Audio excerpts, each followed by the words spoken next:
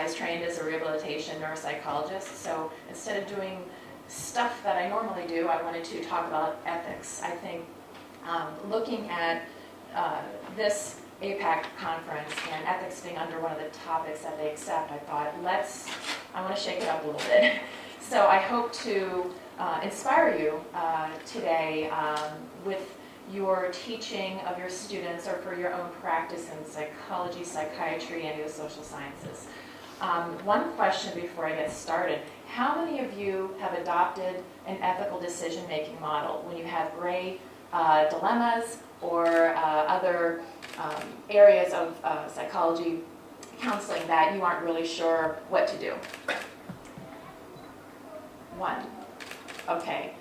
One. Okay. That helps me know who my audience is. There are many different, you'll see, I have a few models here. I'm going to focus on one, but the one thing that I really advocate for my graduate students, I've been teaching since 2001 in clinical psychology, forensic psychology, is to adopt an ethical decision-making model, and I'll show you why. Okay, so I won't go over, this is a very aggressive presentation, so I will attempt to consolidate a little bit. But I hope to provide you strategies to enhance your knowledge or your students' knowledge about ethical decision-making. And I thought to spin a little bit of Greek history into the teaching of ethics because of the history of this wonderful country. And briefly talk about Socrates. Now, I can't go into much detail because of the time limitations, but I hope that you're inspired. And again, I will present one ethical decision-making model within a context of a case. Okay. So here's just my brief outline. I'll just go forward.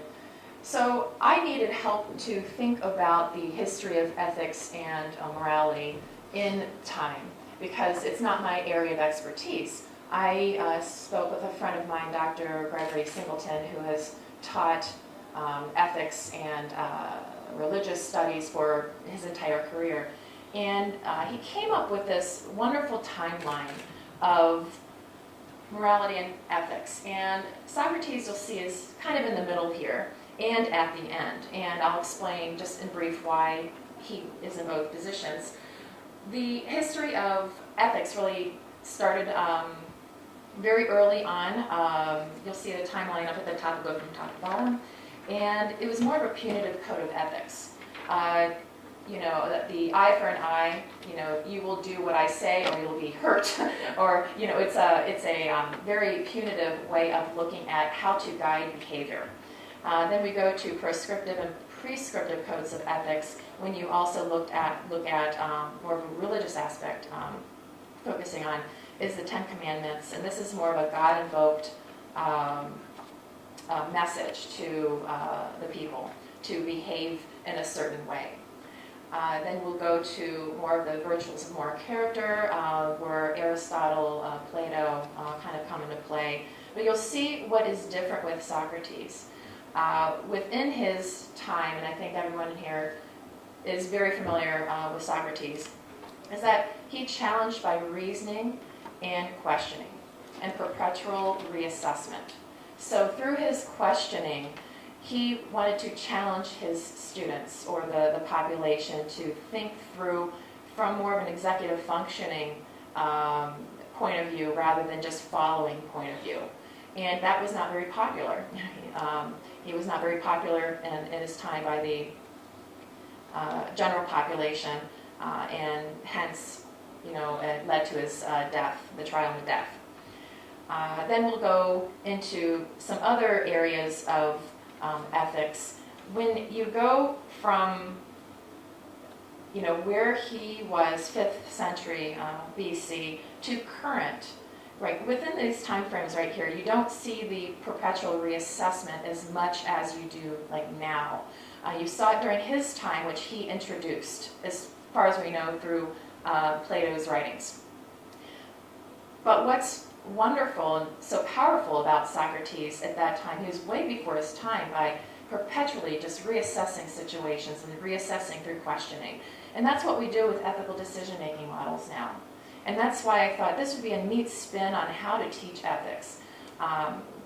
Another reason why I like this topic is I'm going to lead a study abroad experience with students this December to Athens, and to teach ethics. So to teach ethics from a point of view of the Greek history, and to integrate just the neatness of this history, I think was kind of just a neat idea, something that I wanted to really push. So within ethical decision making, we do need to perpetually reassess. Every case is different, and I'm sure no matter what practice area you practice in, every case is going to have a different spin, or many different spins. So I really advocate using a model, and we'll get into that. So just in brief here, here's just a little bit about Socrates. I won't go through it all. I'm very happy to share this whole PowerPoint presentation. So at the end, I'll give you my email address. It's also on the PowerPoint to send this to you. So don't worry about taking notes or anything. But he came from that punitive measures to more of a, hey, I'm going to think about this and kind of jar it up a little bit, okay, with regard to finding what the truth is. And that's what he wanted to do. He sought the truth by asking the what is questions, and which led to his Socratic method that is still taught in many schools in the United States. It's taught, or it's still used within law schools. Not all of them, but it's a very feared approach to the law students.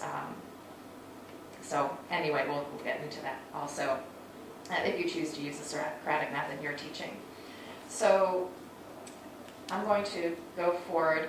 This is the one quote I want to really focus on today is, how ought I live? Socrates asked this question, how ought I live? And we ask our students, we ask ourselves also, how ought we live? How ought we conduct our practice in the field? And, what is ethical? We have our ethical models that we may follow, but how can we aspire to be even better, a little bit higher up, kind of elevate ourselves just a little bit more? And another famous quote of Socrates is, the unexamined life is not worth living. Now, in the middle of the ethical decision-making model, I'm going to use this quote, and so we'll get to that. I'm just going to go forward because I'd rather go to the Socratic method and then go into the ethical decision-making model where the meat of this presentation is.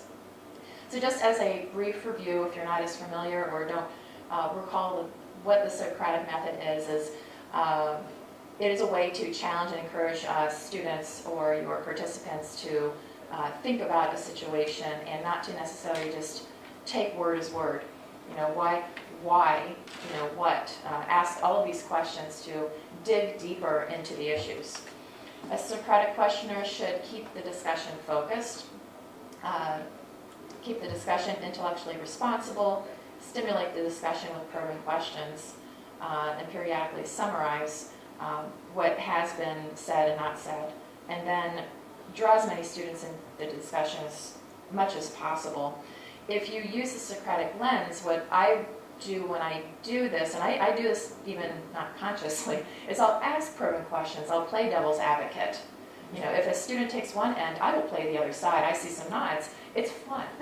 I really like it because it challenges them, and I'll even switch my way back again. It's like, okay, I see them, they're taking my side now, and then I switch it back. Well, why were you so quick to go to this side? And to ask even more and more. It's really a neat way to dig students into the topics a little bit deeper. I like to reassure students I'm not trying to be punitive. I'm not as bad as Bruno Bettelheim, who really tried to make his students cry. He was at the University of Chicago. If you've ever read any of his books, he's a famous child psychiatrist who really took command of the classroom and in a very interesting way, read his books. So here we are. There are two main perspectives of ethical decision-making models, the positive and negative ethical models. And the positive ethical models, the focus is on pursuing the highest ideals. I think we all really want to do that. But one thing I do a lot of, and I just do this naturally, is using the defensive ethical models to think of the possible scenario and to help students better understand what can happen. And I find it very, very useful, and I'd be curious at the end here where you fit, if you use this kind of thinking, more of a defensive, think of the worst scenario, situation. So the main reason why I really like to use an ethical decision-making model is because it will help you guide you through your thinking. I also, in the United States, believe that if you go through an ethical decision-making model and document your thinking, if there was ever any case against you with the Board of Psychology, I'm not sure what the equivalent might be here in the European Union, but then your thinking has been documented and you've thought it out. You've also, part of the model is consulting with colleagues. So, and looking at the research and all of that. So you have really not only thought through your scenario deeply, but this model has been vetted through other professionals. So in a way, you're doing a tip of the hat also off to the individuals that have created these models. And again, it's been vetted through other professionals. You're not on your own. It's a way to really vet your thinking, I think, in a very productive way. So I used this one just for today's talk. I used one from a forensic psychology book. Okay. Here are the 8 steps. We're going to go through each step individually within this case. So with just ethical decision-making models, before we go into the case, I think that you can use them in very ambiguous situations. It's very helpful in ambiguous situations. Obviously, when there's a clear-cut case, you don't necessarily need to go, if the patient's actively suicidal, hospitalized. I think there's not a lot of gray area there. But what if the patient's HIV positive or has AIDS and has a partner? Be as objective as I can be. Do I want to tell the parents or not? I'm not going to be immediate and tell the parents because that may do harm. I might alienate Chris. But then safety is number one. I mean, the emergency rooms always say safety, keep someone alive is number one. Absolutely. But are there softer ways to deal with this kind of situation? Let's say you value life and improving relationships. You may want to inform the family to intervene with Chris's feelings here. However, that may do harm. I mean, we don't know. So again, this is all just a situation that we want to look at our own selves, our own beliefs, because that may make us a little biased of how to handle the situation.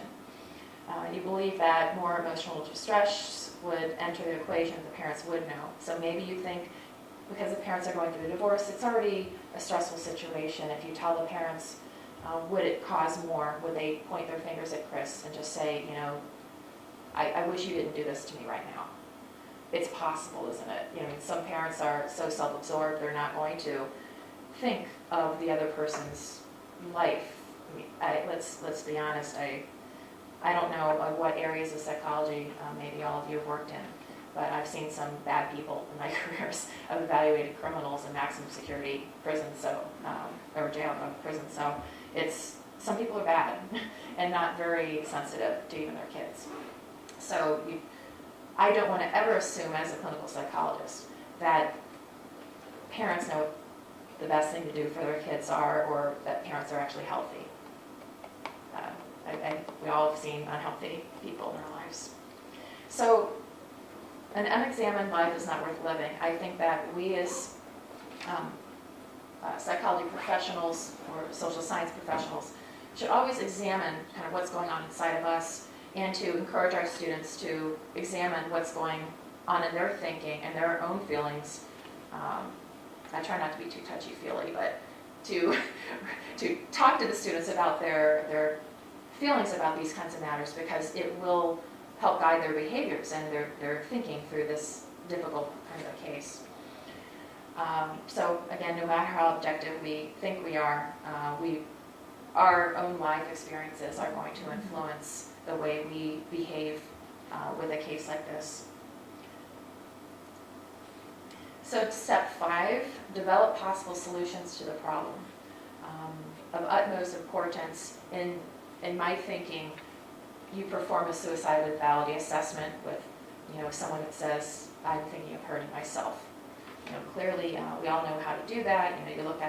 You ask about past history, current plan, if there's any plan, and the more history, the more plan, the more attempts, the more likely the person's more serious. Now, you never want to make the assumption that someone with a first time is not going to be serious. However, when you pile up the history and the number of attempts and the way the person attempted harming themselves is an indication of what they're capable of doing.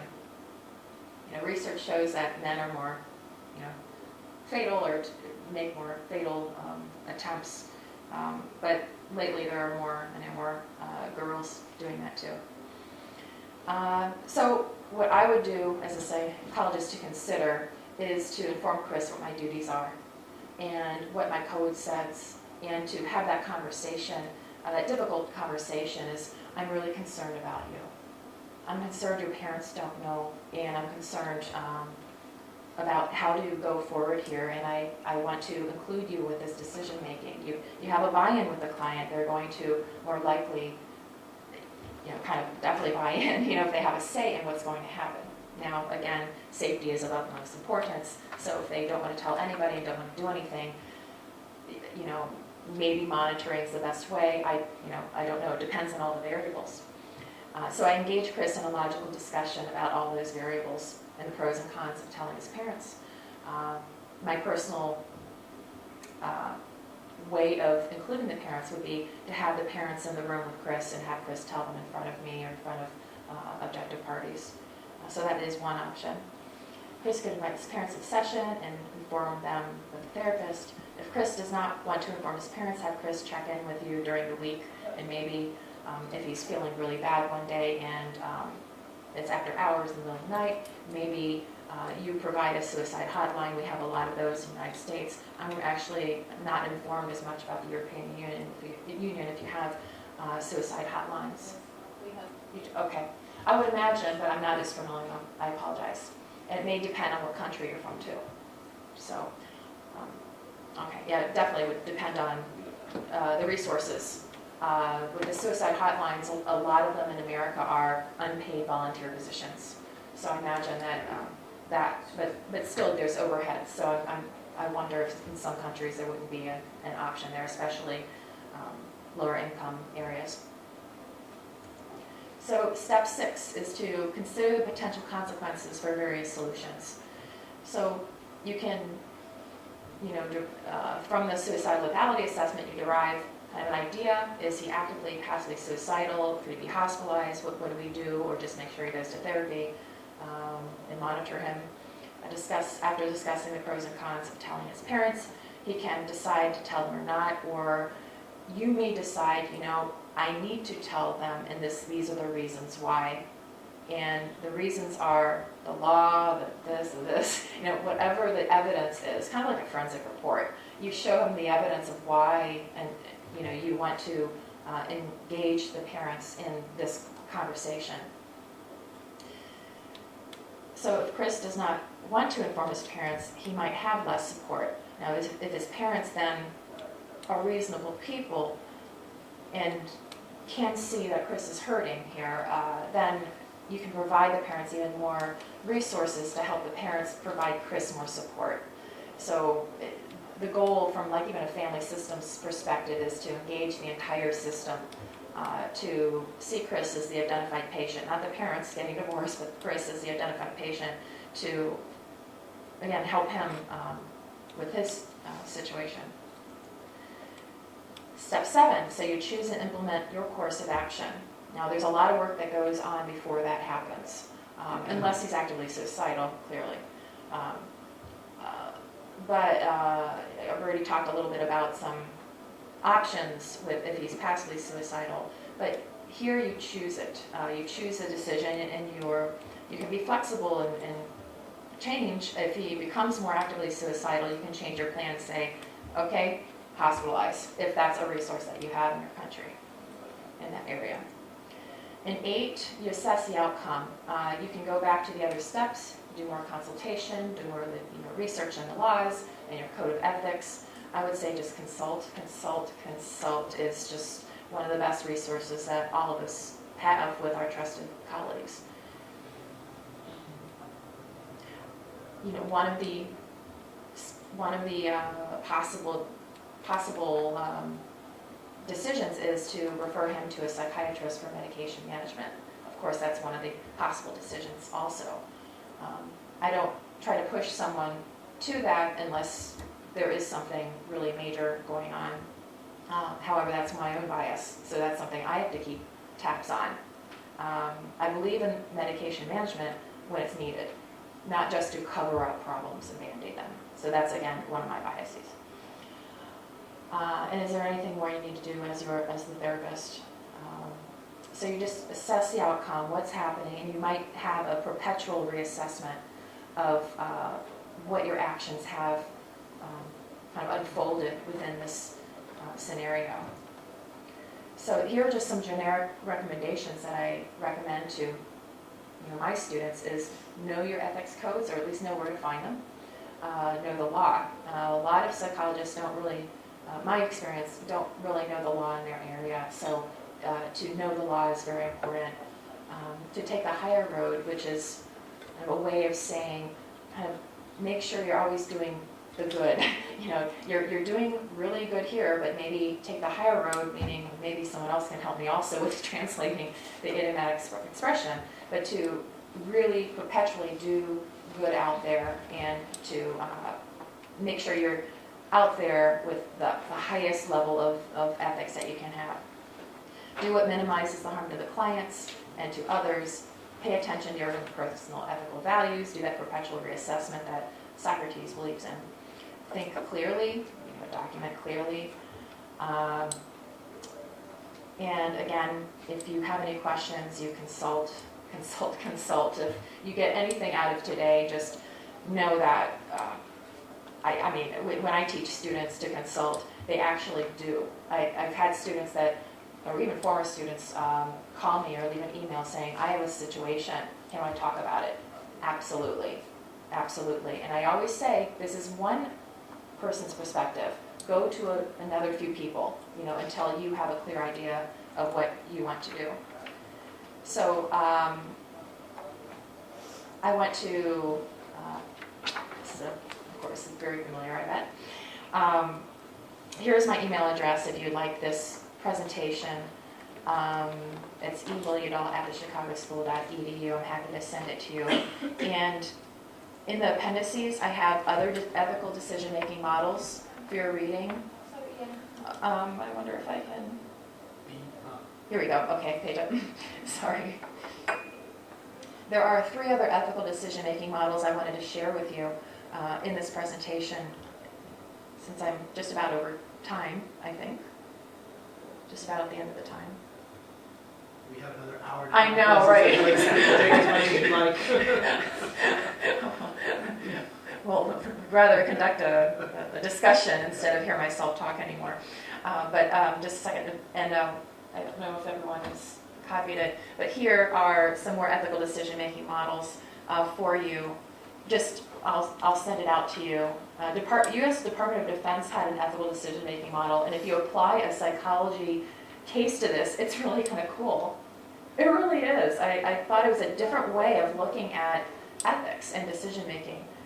And this is interesting, too. In a lot of the models that you see, you'll see these 5, the same steps that you see in all these models. And it doesn't matter really what model you take and use. I really say, please strongly consider having one, and even to adapt it to your own uses, because it will help you document your thinking. It really forces you to think through the case in an organized fashion, and then you can document it in case something bad happens. Unfortunately, bad things can happen to you or your clients.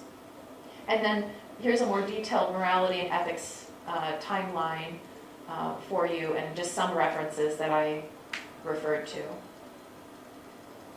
here. And, oops, leave you with a nice picture.